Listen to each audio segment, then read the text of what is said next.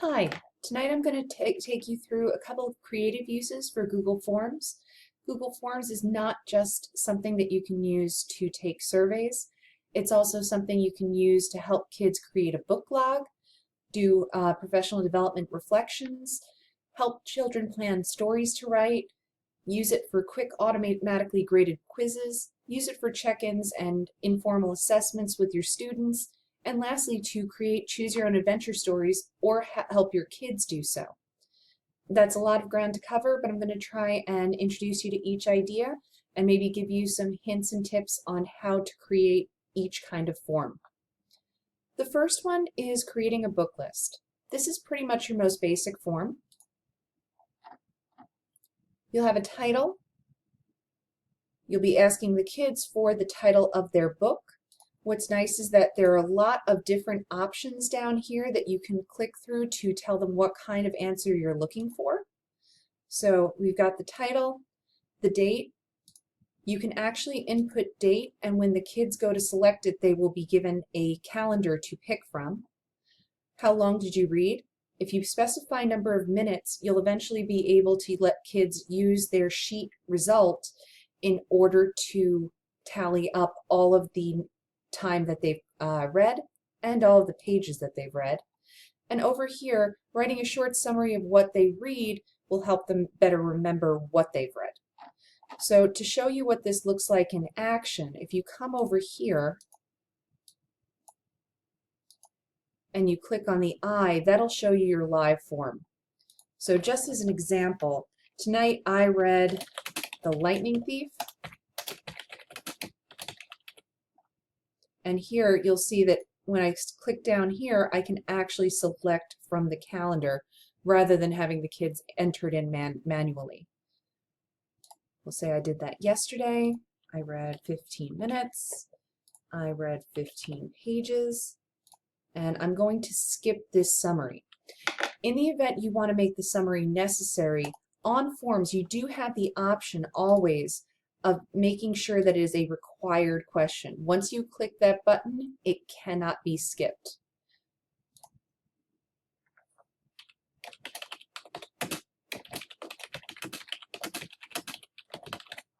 And I click submit. To see what the actual book log would look like, you can go over here to responses if you want to see it individually. You can also look, this is a summary page. On larger summaries, it'll give you pie charts and all kinds of graphs. It's kind of great for giving back feedback. But if you want to see what it would look like on a sheet, you can create a new spreadsheet just by clicking that little thing over here that kind of looks like a flag. And there you have all the information.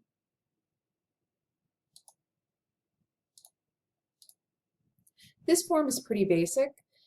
So are the professional development reflections. If you just want to get feedback from your general population, one thing I've noticed with adults, if you want to get feedback, the more basic, the better. If it's something they can click on quick, they're happy to respond. If it's a longer paragraph, most of them will try and skip it in whatever way they have possible, particularly if it's an anonymous form. So over here, you can have how interesting was today's PD. I chose a linear scale so that they will be able to click on a scale 1 through 5, not engaging, very interesting. This one I did similarly. Here I gave a long answer text option and a long answer text option. For the purposes of my form, I want to make sure that I get back some responses, so I'm going to require that they input how interesting and how relevant to the role it was, but I'm not going to require that on these two questions. The finished form looks like this. Looks very professional with the little dots. And you'll notice that if I don't fill out something, let me reload this. If I don't click on that, it will tell me that it's a required response and require me to go backwards.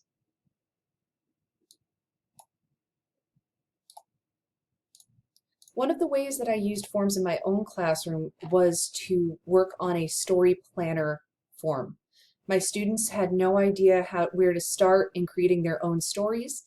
So what I did here was I tried to dissect the kind of story I was hoping they would come up with and give them ideas, concrete ideas that they could fill out on a Google Sheet and then go back to that Google Sheet whenever they needed an idea. So over here, I put down kinds of stories, personal narratives, sports stories, horror. Over here, story basics. What lesson does the main character in my story learn? It seems to be very necessary with the Lucy Calkins grading style, so I thought that was the first thing I wanted them to have in mind. The setting, the conflict, the climax. Rising actions, again, requiring 3 of them. Over here, some transitions. If they hadn't decided to use any of the transitions in the story, I wouldn't necessarily take points off, but this was a good way of kind of jarring their memory and getting them to really think about story format and the plot graph style of storytelling. Then finishing touches, the ending, the elaboration, and the craft. My students said that this was very, very helpful in creating what they were creating. And they could never say, I have no ideas, miss. I could say, here's the form, let's start.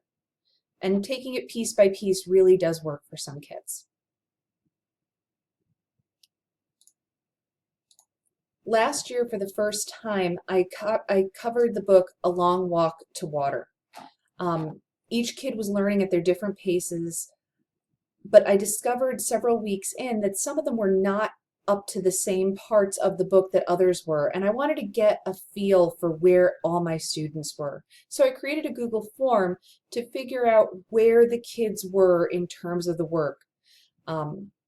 So I created this form, A Long Walk to the End of This Book, and it's just basically a little survey about how the kids were doing and if they needed my help.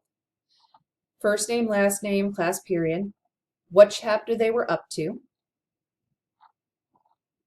and then this was a specific, this particular form allows me to have conditional formatting.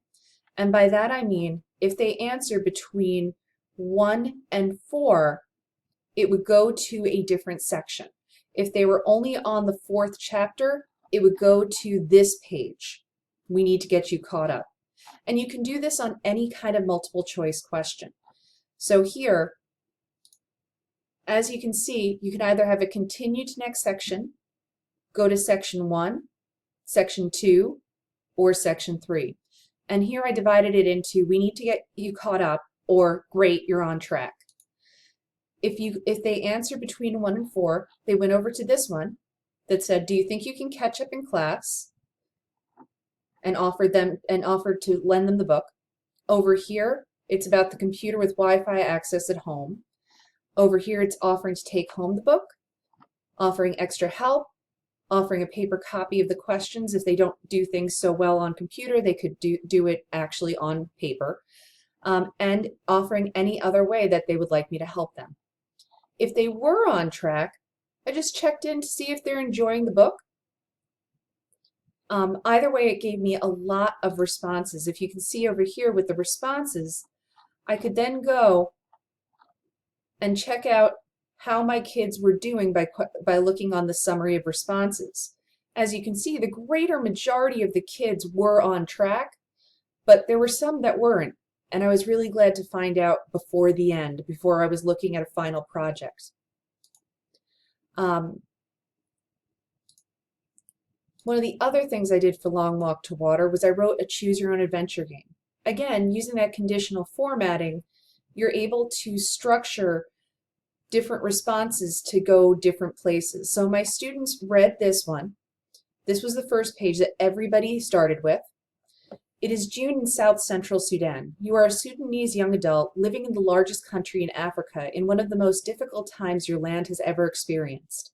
This time of year is known as the rainy season in your area.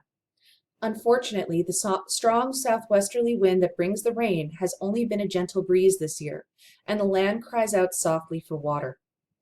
The water problem does not worry your parents at night, but the fighting does. Soldiers from the north and rebels from the south regularly get into fights and raids that involve violence and gunfire. The people in the north are mostly Muslim, and they want the people of the south to adopt their religion. You've heard of other local villages being invaded by militant people both before. How the people come in, take all the village's food, water, and weapons, and sometimes leave the people there dead and their houses razed to the ground. A number of the militants even take the young boys as future soldiers, or the young women as slaves. As of yet, fate has smiled upon your village. No men with guns have come to haunt you. The water shortage is not yet extreme enough to be called a drought, and your family's cows have gotten fatter since the year began. Your life is a good one. Which leads me to ask, who are you? I'm a 14-year-old boy and a member of the Dinka tribe. I am a 12-year-old girl and a member of the Nuer tribe. Based on the decisions that the kids made, it would go to a different narrative. And then they would have to make other decisions, such as, do you run towards home, or do you go with your best friend running for the bush? If you're a female, do you head towards the village and your home, if you hear violence in the village, or do you wait in the brush and the tall grass, observing the village from a distance?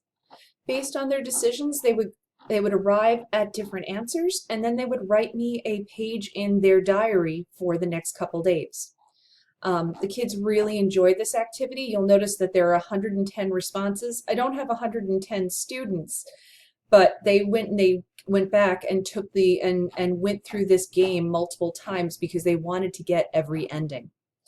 Of course, with the long walk to water, there isn't a positive ending. The last thing I wanted to cover was how to create a Google quiz. I'm going to take one of my old ones, in this case, Sim and Sin. So if you take the word root quiz, which is just your basic quiz style, this is the old style. If you have an old one, you want to try the new Google Forms. And it'll upgrade it to the new Google Forms. And this is just your basic kind of form. Over here, definitions. What does the word sympathy mean? And these are all the different definitions. So what I'm going to do here is I'm going to go up to Settings, and you pick Quizzes, and you hit Make this a quiz. And hit Save. So here's that first basic question. What does the word sympathy mean?